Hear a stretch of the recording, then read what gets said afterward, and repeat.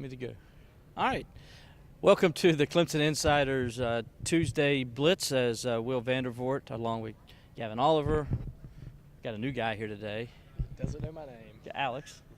So anyway, doesn't know your name. I know your name, you butthead. Didn't say it. So we're here on a Tuesday. We just got done doing the interviews. Kind of a weird interview day, if I had to say, because we got a few players, we got Dabo, and then it just ended.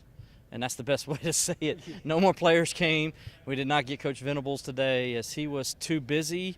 Actually was so busy breaking down film and everything about the Gamecocks, he actually forgot about the team meeting, we were told, and didn't even go to the team meeting. That's how focused Brent Venables is about the Gamecocks this week, guys. And we're going to start that off, and we'll start with our esteemed colleague here, Gavin. Gavin, tell me a little bit about today and what you think where the Tigers are now as they get ready to play the Gamecocks here on Saturday. Yeah, I think obviously we've heard a lot leading up to this game about every week's the biggest week of the year. It's a single game season, you know, everything's the biggest of the year. But this week it seems like we're kind of hearing a bit of a different tune this week. I mean, this truly is one of the biggest games of the year for Clemson, and the players know it. They know how much this game means to people in the Palmetto State on both sides, and that no matter what happens the rest of the season, that even if you go on to win, Dabo spoke some about it too, they went on to win the national championship, and nobody mentioned the loss to Pittsburgh. But if they had went on to win the national championship and lost to South Carolina last year, they would have heard about that South Carolina loss. People are going to remember this for the rest of the year. The players know that, and so this truly is one of the biggest games of the year. And the guys we've heard them talk a lot about that this week, how excited they are about the rivalry game and for the seniors the chance to go 4-0 against the Gamecocks. And so I think they're in a good frame of mind heading into this one.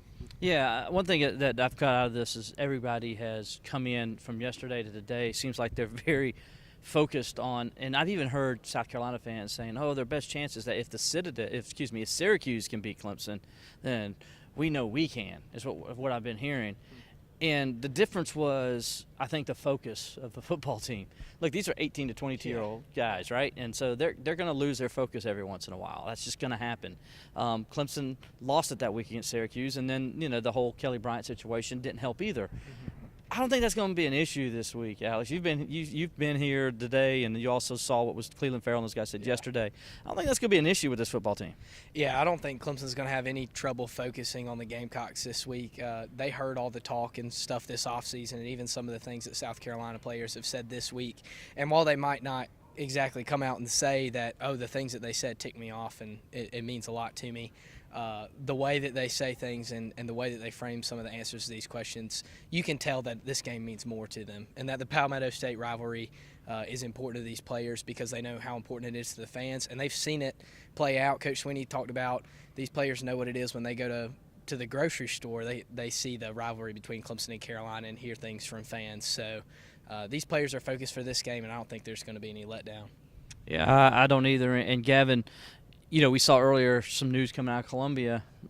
First of all, Saturday after their game with Wofford, one of the players comes out and says he hates Clemson, and that's all he needed to say.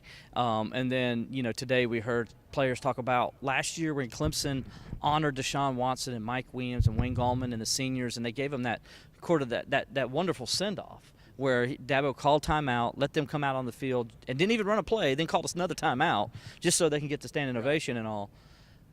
Carolina players were mad about that, saying that was disrespectful. I don't know what kind of program they're in, but, I mean, to me, that's what you're supposed to do when you have a class like that did the things that they did here at Clemson or any other school. Am I right? I mean, that's ridiculous for a player to come out today and say that was disrespectful. Don't you agree? I agree 100% with that. I mean, it was a coach trying to take up for his players and give them a send-off they deserved for performing so well for him over the years. And yeah, I think definitely some of their players are seeing it as unsportsmanlike conduct, but I just disagree with that. And not only did he say that, but he said that the South Carolina center said that they're gonna get their revenge this year against Clemson. Yeah. So we'll see how that goes on Saturday. Good luck with that. Yeah, if you want to get your revenge, you don't piss Clemson off. That's the way you don't get your revenge. But that's what we've learned. Ask Oklahoma. They kind of try to get to Clemson. What happened to them? Ask a couple other people that played Clemson the last couple of years. You try to say stuff about Clemson and say you're going to get your revenge and make them mad. What happened? Yeah, South Carolina's added a lot of fuel to this fire this week already with the comments over the offseason and last year, but that comment just adds to it on the week of. So Yeah. if I was in their shoes, I wouldn't be doing anything else to poke Clemson, poke the bear. Yeah, why you want to poke the giant? Don't poke the bear. Let a sleeping giant lie. And Alex, you were there with Dario Daniels talking to the media, and he brought up, a couple years ago when they went down there and how they were treated by South Carolina fans. Talk about a little bit about. We've heard that for the last couple of days now. Yeah. Clemson players are not very fond of South Carolina Gamecock fans, are they? Yeah, Dorian said that there is a distinct difference between Clemson and South Carolina fans, and he said that needs no explanation. And then he also said that he saw how some of the players and coaching staff and managers, even trainers, were treated by South Carolina fans, and said, quote, they were just rude, honestly. So these Clemson players are emotional and fired up for this game.